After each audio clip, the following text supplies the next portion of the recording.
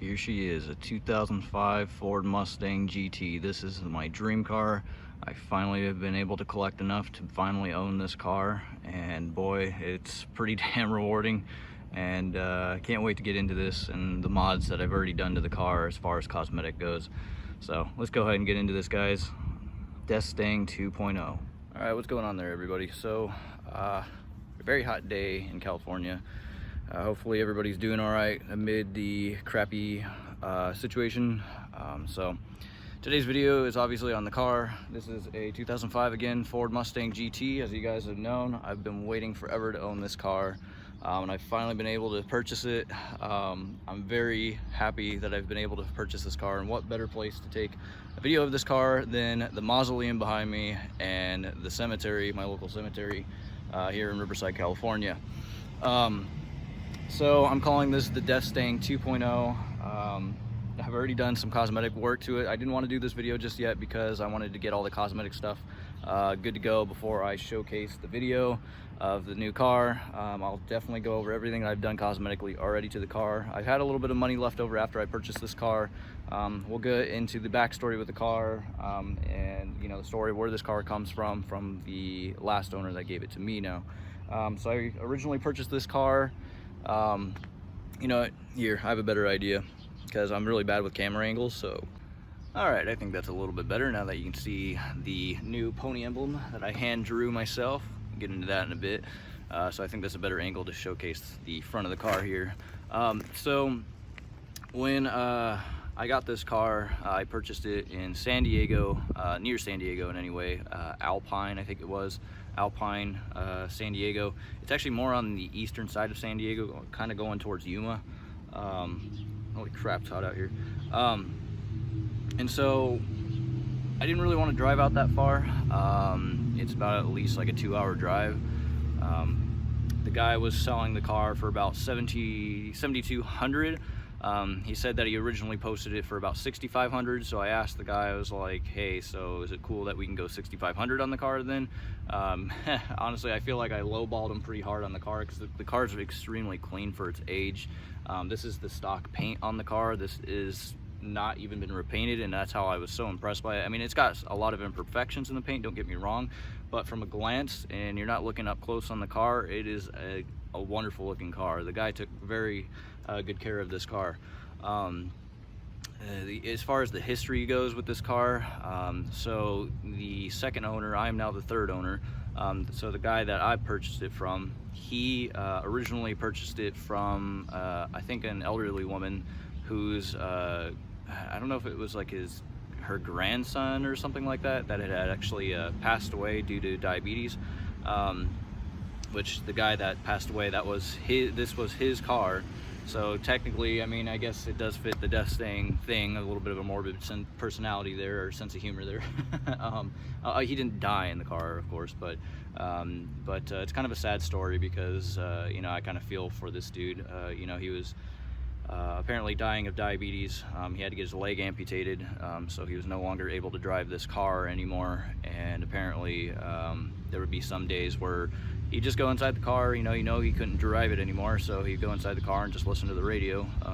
It kind of really hit home when I heard that. I'm like, man, it's like you get your leg amputated and you can't drive the car anymore, and you just have your car just sitting here in front of you and you can't do anything with it. And so the best you can make out of it is just relax inside the car and just have a good time, I guess, with the radio. So anyways, as soon as he passed away, the elderly woman that was blood related, family related, she acquired it. The second owner, which I purchased it from, asked her about the car because she had posted it for sale. And so the woman never got back to him, I guess, apparently, until like 4 or 5 months later or something like that. So, and he was kind of taken back by it because it was already so late. And so she was like, hey, you interested in the car? I still have it available. And so he took it off her hands, and at the time this car had 38,000 miles on it. Now currently it has, when I purchased it, 130,000 miles, so it is a bit of a high mileage V8 Mustang. But these cars are notorious for being very reliable. They are the 4.6 3-valve engines. Of course, it's not a 5.0. I don't really care. It's a V8. I've always wanted a V8 engine. It sounds good. I put again, I'll get into the exhaust here in a bit, but I put some exhaust on there already. It's not obnoxiously loud like most V8s that you see on the road, especially like some of these Challengers that I see here in California. It's very tame. It can get a little bit loud once you get about 4,000 RPM, but it sounds good. Anyways, so I will definitely have a picture posted here of what it looked like when I took it home, and then we're gonna basically go over what the car looks like now and the things that I've already done to it. As far as maintenance goes, the only thing I've really done that needed to be done was the coolant. I replaced the thermostat already myself, and the coolant's already been flushed with fresh brand new coolant. The coolant looked really bad. It looked like brown, gross, like Starbucks coffee. That's how you know your coolant's going bad, when it goes from green to like a orangey brown kind of color. That means, you know, corrosion and all kinds of other bad stuff that you don't want going on in your engine. So always be sure to flush that shit. Best to flush antifreeze. They say sometimes in the manual it says like 100,000 miles depending on the car, but I always try to go 50,000 miles maximum. And then the other thing is, I noticed the differential was leaking. That's just notorious on most Ford differentials. Even my V6 that I sold did that, which I'll get into that in a bit, as far as the old V6 that we had, the old Mustang. But the differential was leaking, so I decided to replace the gasket and refill her up with 75 W140 synthetic Mobil 1 gear oil. Anyways, so I guess we'll go over the car now. So as you can see, the first thing we got here, and I can try to bring it up a little bit closer here without my tripod breaking on me, because it already broke this morning or this afternoon, which kind of sucked. But probably just flip the camera around so you guys can get another good angle at it. But nobody made this skeleton pony on eBay, so I had to recreate it myself, hand-drawn myself, and try to replicate the one that I had on the V6 to, so this is basically the stock emblem. Hold on. We got a lawnmower. And that was a joke for 4 cylinders. Anyways, so, this is the, I had to hand draw this. I think I did a pretty damn, as they would say in Dead by Daylight, I think we did a pretty good job so far for those of you that are into my Dead by Daylight content. So, we hand drew this. Unfortunately, I'm really hate my life, but I was so impatient. I actually kind of nicked the paint a little bit trying to put this emblem back on, because this is actually stuck on here with these little pins on the back of these knobs on the back of the emblem. This is the stock emblem. I just painted it satin, and then what I had done is I got in some enamel white paint, and then I just basically hand drew it myself with a very fine pen, a little like not a pen, a brush that I got at Michael's. Literally, you can get all this shit at Michael's for like no more than 12 bucks, maybe 10 bucks being the brushes, 5 or 6 for the brushes, and then, you know, 5 or 3 for the paint. So I took a picture of the V6 version, and I basically just recreated it from there. And I still have the picture on my phone, so if any time I want to make these for people, I could probably make these for 60 bucks a pop, dude. Like, I could make a lot of money doing this now that I know how to do it. It's not too difficult. I'm not an artist. I don't even know how to draw for shit. Trust me, guys. Like, I don't even know how to draw. So it's I'm just really good, I guess, at placement, like what piece of the bone needs to go where and what location on the horse. I think that is probably the most trickiest part, and I somehow managed to get that down. You know, size and scale is what I'm talking about here. And on this version though, I made him look a little more sinister. So right here on the bone, I made it look like he's kind of mad, like he's angry. So that was a nice little touch compared to the V6. But yeah, I nicked the paint here, and I nicked it here, and as well as up here on the hip. So I had to retouch up the paint, but you can tell it has like this, like a bulge to it, like some kind of, I don't know what you'd want to call it, but it has like some indentation. So it's not perfect. It looked great when I first got it done, but I was impatient and I nicked it. And that's my own fault, but I could always recreate this if I want to. But yeah, that's the coolest shit that I've done to the car, is I was able to recreate the Mustang emblem. So it's great that I was able to do that. Anyways, I'll swap over the camera and we'll go ahead and look at the rest of the car right now. All right, so here's the front of the car here. So what I've already done cosmetically, obviously I showed you the skeleton pony, which I'll show you on an inverted version here in a second, but side markers are smoked, got those from American Muscle. Most of everything's been purchased from American Muscle, and that's the only way you're gonna get some decent cosmetic mods that aren't cheap from like eBay or something. So smoke lenses for the turn signals, because I didn't like the yellow stock ones. I wanted my car to look more murdered out, stealthy, you know. It's a black car, so you have to have it stealthy. New headlights. I only prefer the original looking factory headlights. I do not like the halos on these cars. I preferred it on the older Mustang only because it had a European look to the car, because it was more rounded. It was more it's not like this car where it's boxy and a replica of the 67 Mustang fastback. This one's more I don't know how to explain it. It's just on the V6, the halos fit that car only because it had a Honda-ish kind of feeling, like an import look to the car. Unfortunately, the S550 Mustangs that are out right now from 2015 to current, those ones look a lot like European cars, so you know, you could do halos on that car if you wanted to, but this car looks like a classic modernized version of the 67 fastback Mustang. Therefore, it's best to keep this classic. Don't go with any fucking halos. That just makes it look European and gross. Always go with stock. That's my personal opinion. I know some of you guys have these S197s and you put halos and all that crap on your car, you know, and you have the right to do that. I'm not judging you. It's just personal opinion, as those look terrible on the car, and I think it's best to keep it stock. So therefore, we went with the axial headlights.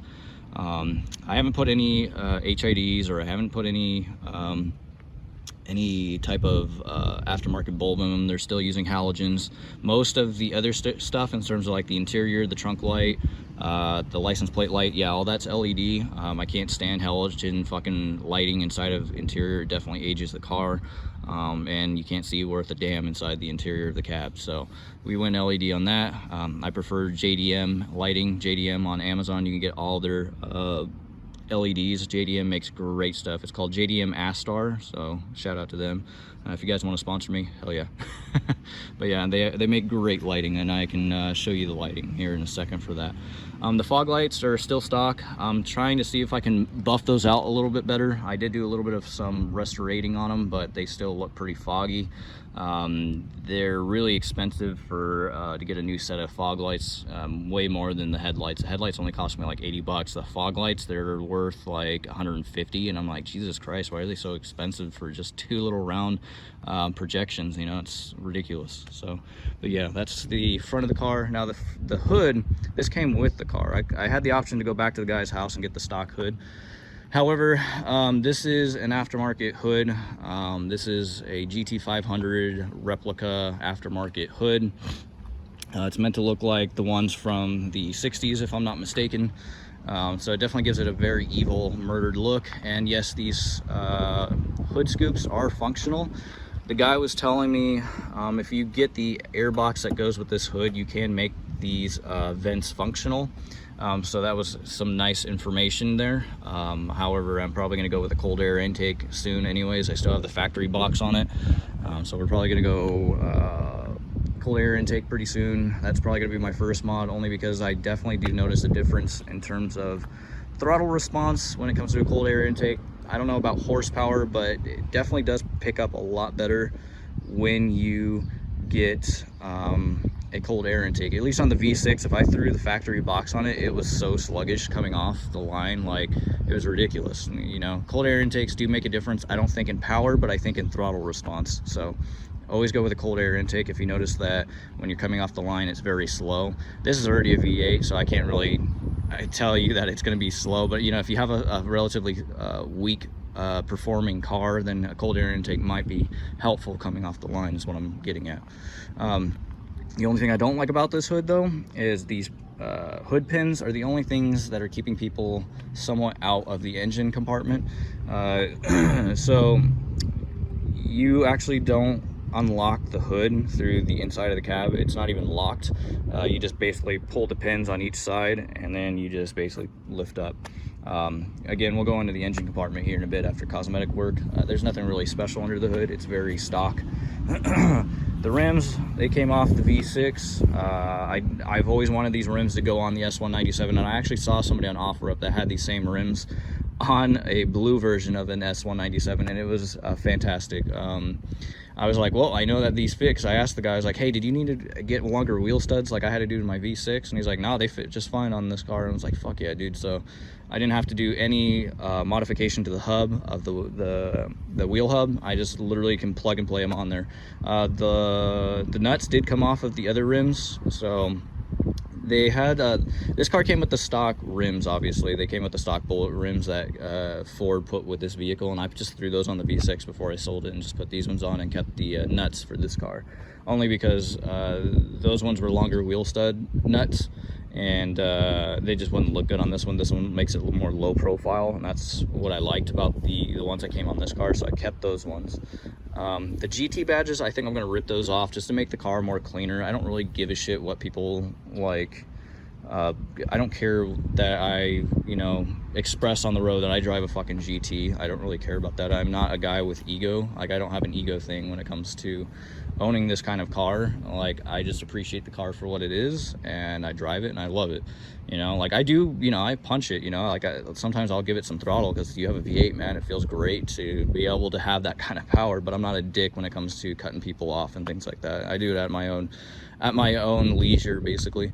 So again, got the rims on there. So on the side marker here, we did smoke it out. I'm not really a fan of these vinyl wraps because all it is a vinyl wrap. So that really sucks that this is a vinyl wrap here, because otherwise you get like bubbling and shit inside of it if you don't do it right. And I think I did, again, I think we did a pretty good job so far. But as you can see, like, this isn't bubbling, all that, the creasing and shit like that. That's just part of the vinyl. You don't really see that too much when you're on the road, but the directions said to add water, and I didn't do that step because I didn't really give a shit. I just fucking threw it on, and that might be why it's kind of crinkling a lot. But I might replace those with a LED version off American Muscle or something, but I'm not too worried about it. I just wanted it smoked out so it's not too bright red, essentially. I did also put a red LED behind it because these do light up when you have your headlights on. That is a nasty sounding V6 Camaro. Actually, it didn't sound too bad, but that was annoying. See, that's what I'm talking about. My exhaust, I'm not gonna make it sound like that. It's too damn loud. Anyways, so yeah, there's red LEDs behind there because they came halogen. Now if we go and work our way around the car, I'm gonna try to do this without showing my license plate here. Let's see, there we go, I guess that'll work. So the rear here, we have the Raxium sequential Gen 5 taillights. These things are fucking amazing. I love these taillights. I wanted to put them on the V6, but decided that I was going to save the money and have them on the S197.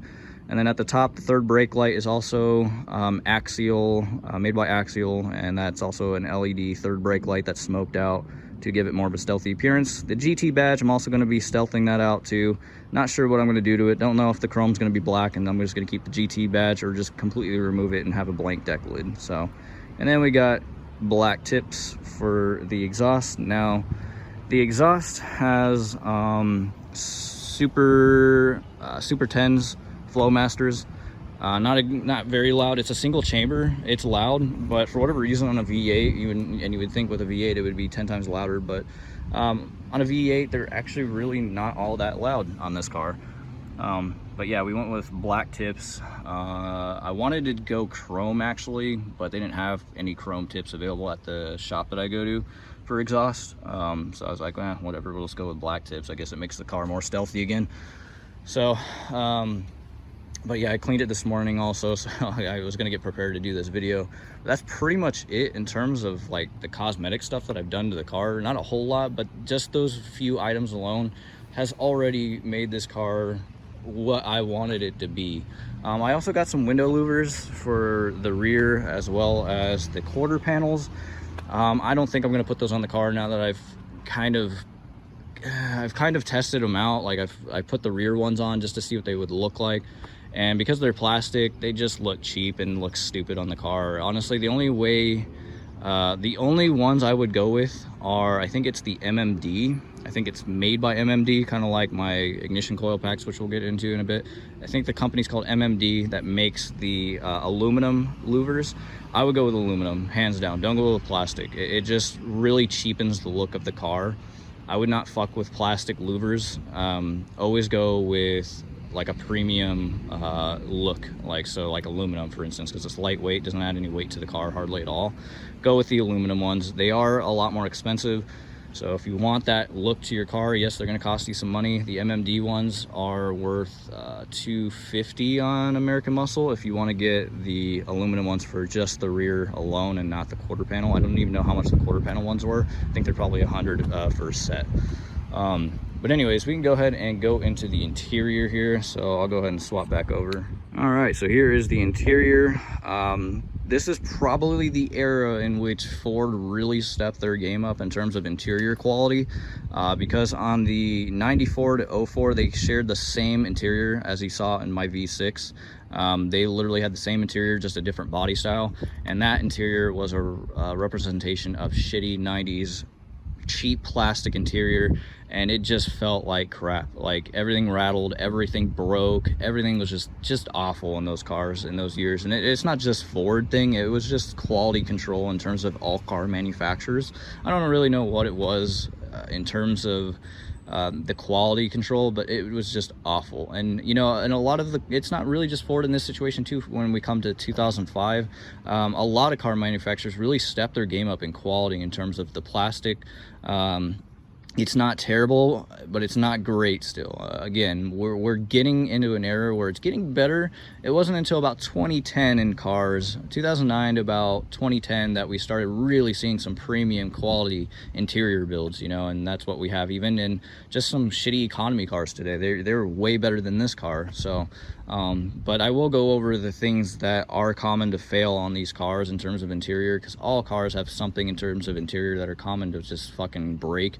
And I will definitely go over that. So here's what the door panels look like. Pretty clean, pretty flat, pretty you know, they're just flat, you know, they just look just like a classic look to the 67 Mustang. There's not a whole lot going on. It's just very basic looking, and that's exactly what I want. And especially the dash. Like, look at how flat the dash looks. Like, if that doesn't scream 60s Mustang, I don't really know what does, because you know, you got the circular vents, you got the circular gauge cluster there. It just feels like you're driving a modernized version of a 60s Mustang car. And a lot of people love these S197s. Like, all the black S197s, even the salvage title ones, go for quick, like on offer up. Like, people want these cars, especially if they're blacked out like this. These cars are going to be worth a lot of money when these get more appreciated, because right now they're more depreciating because this is becoming an old car. But when you don't see these on the road anymore, like a Fox body Mustang, these are going to be worth a lot of money, guys. Like, if you are interested in these Mustangs, now's the time to buy them while they're cheap, because they are getting a V8 could go, like, you can get a clean title V8 like this for $5,500 if you really look. I bought mine for $6,500 and it came with a clean title, you know, and there's like no damage to this car other than a few dings, you know. Like I said, the paint's not perfect. There's a lot of scratching in the paint, but it is a great looking car for being its age. But anyways, going back to the interior, because I'm going off track. There is a tear in the seat there. I'm wondering if I can take it to an upholstery shop and they can actually just stitch that up for me, because it's just a break at the stitching. If they can stitch that up for me, that would be fantastic, because really the interior looks great other than that. There's no actual cracking in it. I put some Armor All on it just to kind of keep it moisturized from the heat. I think leather conditioning would probably work better, but you know, that's all I had in the garage for now, so we just went and threw a shit ton of fucking Armor all over it. Even cleaned up the past owner slime out of the car, so everything feels like clean, feels new, smells great, which is why I got the little air freshener. Hawaiian air fresheners, man, I love that shit. It smells so great. But yeah, we can jump into the car here too. Again, black rear, black leather seats, fucking amazing. So this is the gauge cluster. Everything is LED. You can actually switch. Where's my keys at? Let's see here. You're gonna hear a bit of a bing bing, but There we go. Okay, so again, 131,000 miles of 400. So we turn the lights on. I don't know if you can see that, but we got red LEDs, gauges, and you can also change the colors through the setup button. They have all kinds of different options that you can do in terms of switching the gauges out. I don't really know what all. So I must have accidentally pressed my hand on the damn recording. Sorry, I'm doing this off my phone, so this is kind of a little difficult sometimes. Anyways, going back to the gauge cluster here. So you can do red LEDs, or sorry, the factory comes with LEDs within the gauges, as well as the HVAC.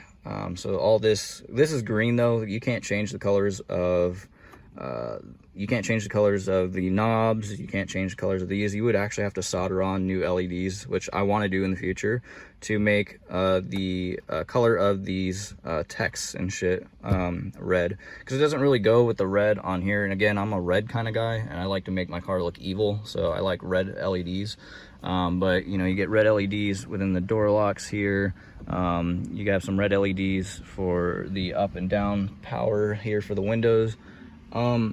But the HVAC here, yeah, you can that's just all green. Everything that I just mentioned here is green, and it doesn't really fit with the red LEDs. But you can change this to blue. You can change this to red, purple, even a custom color, I think, if you go over to the setup. But only the premium GT Mustangs and I think the premium V6s came with this option. So otherwise, you would have to solder on a different colored LED if yours only comes factory as white, I believe it is. So yeah, a cool little option there. So a lot of the premiums, they came with the Shaker 500 system, but that system's pretty dated, so I went ahead and got the Sony that comes with Apple CarPlay and shit. So that makes it a lot easier for you know, trying to get to my destination in terms of maps and things like that. So yeah, so we put an aftermarket stereo in it.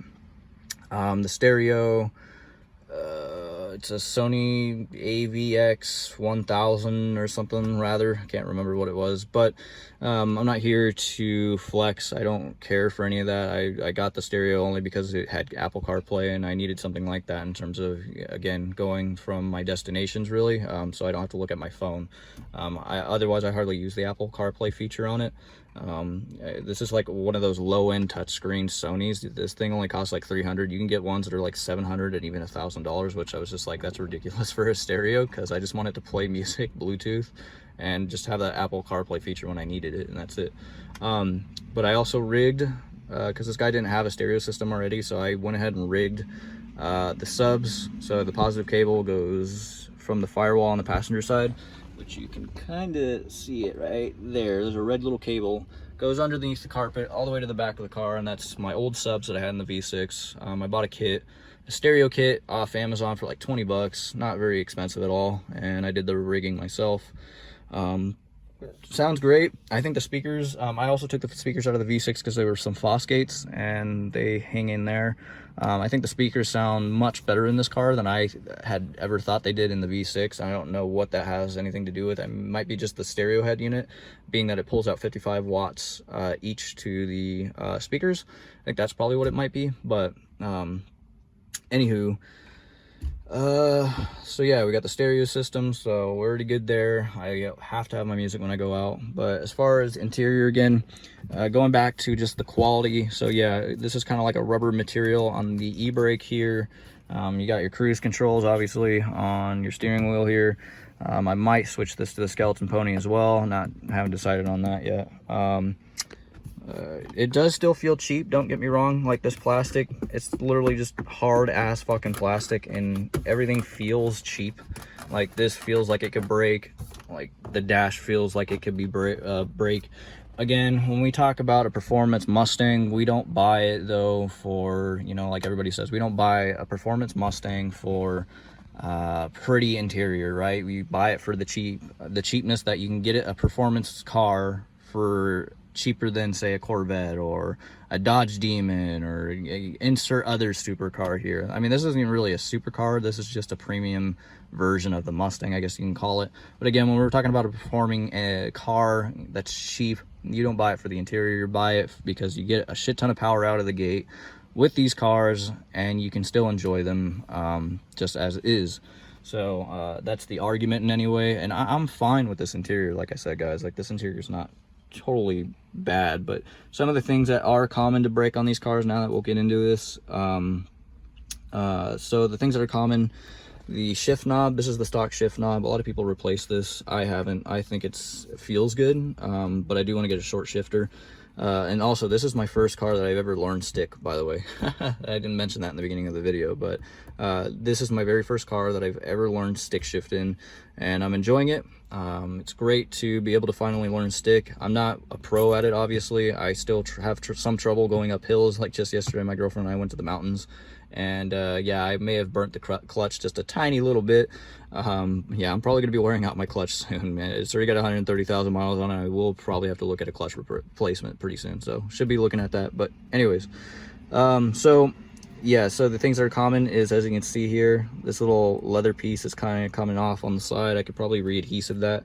But the shift knobs, these are usually notorious for going bad if you have a lot of mileage on these shift knobs. The other things that go bad, and I think the owner's already redone this, but it's not a really good job. The vinyl wrapping on these doors tends to go bad. You'll see that they start kind of tearing at the seams, and then it starts, you know, flapping because the heat just gets to them. Ford didn't really do a really good job with the adhesive on these cars. You can really tell that it's coming apart on the passenger side, so I got to re-adhesive it on that side.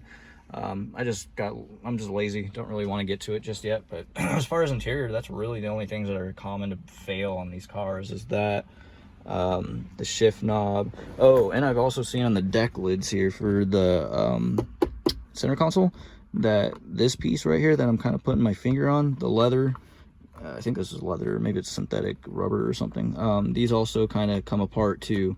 If you're very what's the word for it? If you're very if you don't take care of your deck lid, basically, if you're just kind of doing this shit and just fucking quickly, you know, it's gonna come apart. So yeah, you gotta be very careful when you open the deck lid here. And as far as space goes for the center console, it's pretty spacious. My girlfriend and I agree. This one kind of sucks though, because sure, I have more room in this one, but the location of it, it's kind of, it needed to sit more back here, in my opinion. A personal preference, I think it's because, you know, we're constantly putting our arm way up high, just trying to, you know, get in here. And I don't know, maybe it needed to be more forward. I don't know.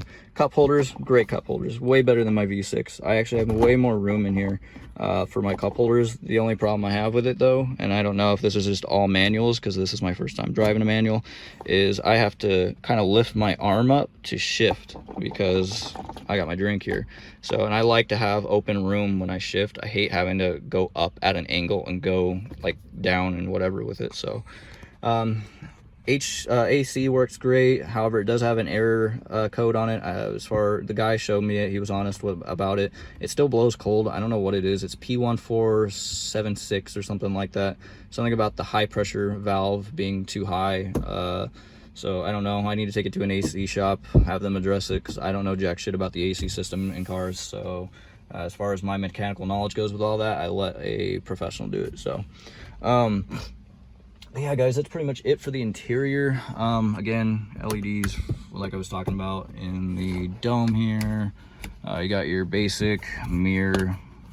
How's it going? Very hot. Yeah, I mean, the interior's clean. That's all I really care about. I mean, for its age, it's very clean. All right, so I guess now we'll go ahead and talk about the engine here. Alrighty, so here is the engine compartment.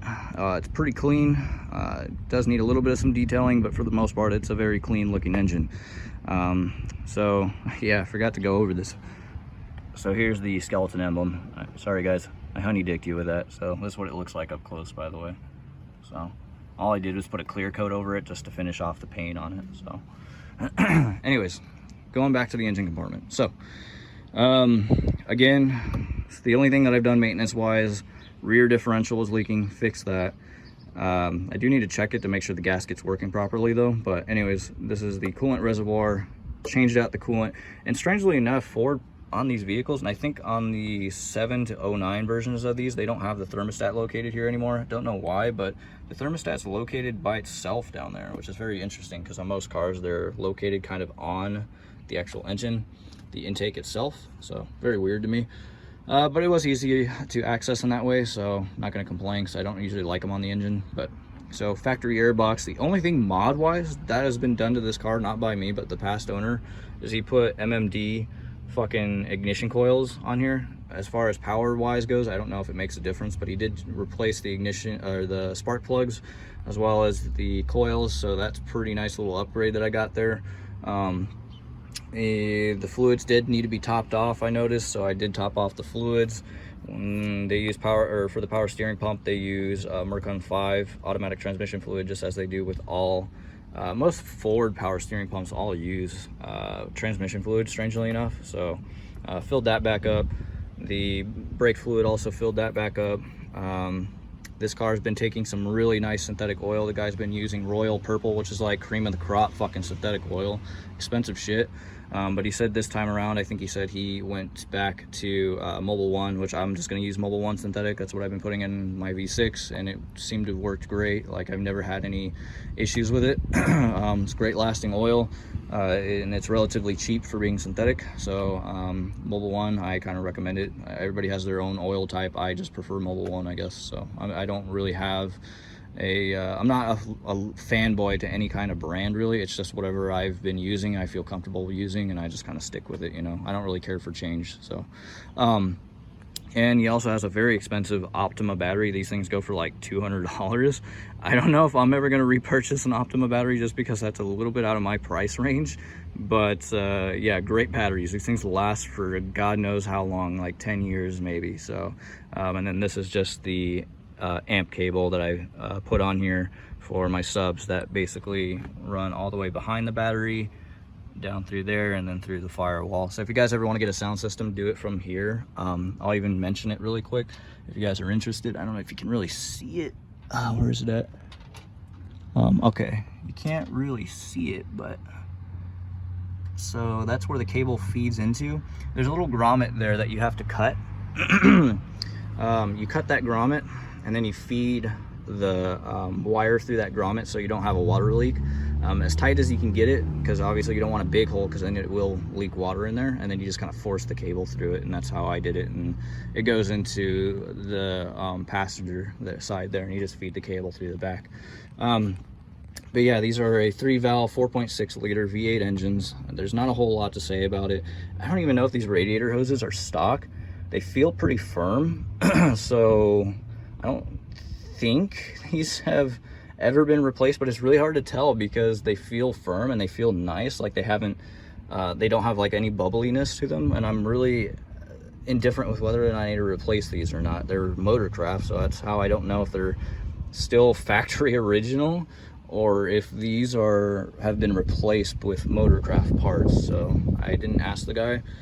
Probably should, but it's just, you know, until I see that they become a problem, then I'll replace them. But let me see what the oil looks like here. The car has been driven, but oil looks pretty clean. Guy said that I should probably replace it by fall because he just did an oil change on it. But yeah, guys, that's really it for the car. So I'll swap back over the hood down here. All right, guys, so here it is, Death Stink 2.0. That you got to see everything with this car and what I've already done to the car. I'm very happy with this car. I can't wait to enjoy it much more than just what I've been driving it. I've only barely owned it for almost a month now, and you know, and learning manual on this car is kind of I was scared, you know, a little apprehensive. I was almost wanting to just go automatic just because it's something I'm comfortable with. But you know what they say, when you buy a V8 you got to go manual, man. And it has been fun. It's a little scary, you know, going up hills and shit like that. Or being stopped on a hill is kind of scary at first. You know, you just got to have some practice. I have a hill that's over by my house, and I do a lot of practicing on it, and just that's where I practice in general. I have a church by my house that's empty lot, you know, just practicing the gears, getting familiar with the gears, getting familiar with shifting. knowing where your car is happy with shifting. I've kind of gotten the hang of it. However, certain shoes, like my docks here, I kind of feel like I have a lead foot with these docks, only because they don't have a lot of maneuverability in them. When I wear like my slip-ons, like my Vans or something, I feel like I can drive the car a lot better. So that's something to put in consideration if you're practicing manual, that you guys do have comfortable shoes, because when you're fucking with the clutch and fucking with the gas pedal, it can be very annoying when you don't have the right kind of shoe.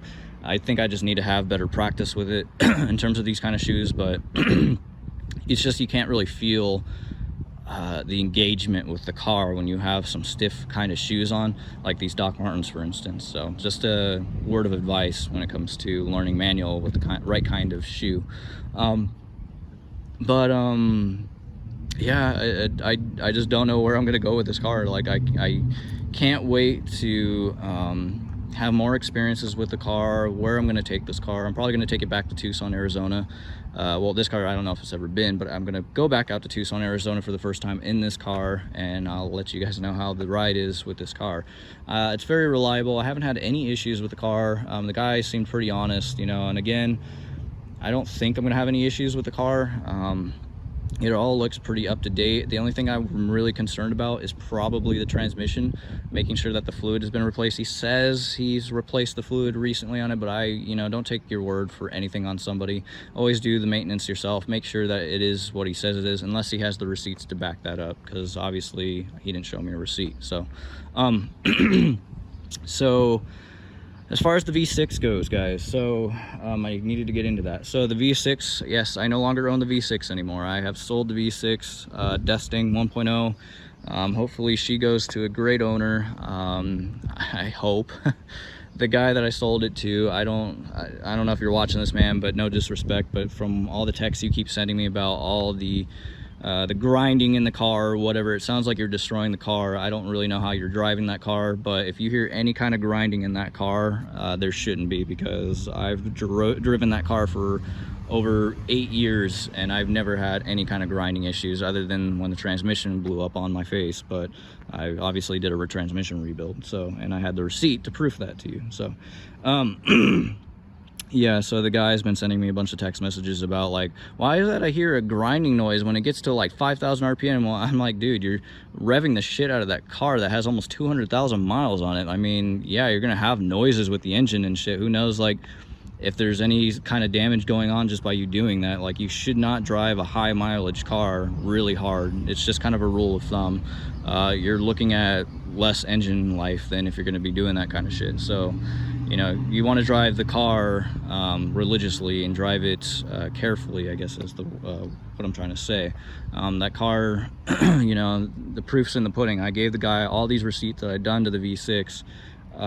So there's no way that I'm going to be dishonest with you about the car at all.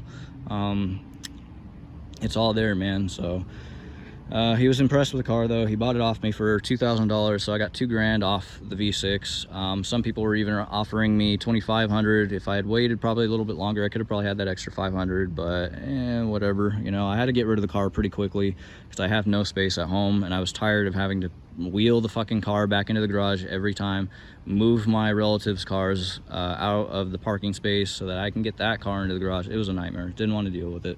But I loved that car. I had a lot of memories with that car, and hopefully somebody takes great care of that car as much as I did, because I know it's just a V6, but to me it meant everything because it was my first car. And I don't know, hopefully I don't see it in the junkyard, because I'm probably gonna cry. Probably in a year's time I'm gonna see that SN95 probably in the junkyard, probably my local pickup art, who knows. So, but I know what's been done to that car, so any mods that are on that car still, I'll probably take home with me and then I'll just resell them. So, but anyways, guys, that is gonna do it for the video today. If you guys have any questions, comments, concerns about me owning this car, feel free to put them in the comment section below. Anything new that I do to the car, I will definitely document in a upcoming video. I just hope that this car doesn't get in a wreck, man. I'm gonna be fucking heartbroken because I saved up so much to get this car. I put full coverage on it though. That was the smart thing to do. It is a little expensive. I pay about 150 on insurance, but it is what it is, man. If you're gonna have full coverage on a car you love, do it. So anyways, yeah, that'll do it for today's video, guys. Any questions, comments, concerns, again, feel free to leave them in the comment section below. This is Deathstang 2.0, and I can't wait to see where this car brings me in my journeys. So see you later, guys. Have fun.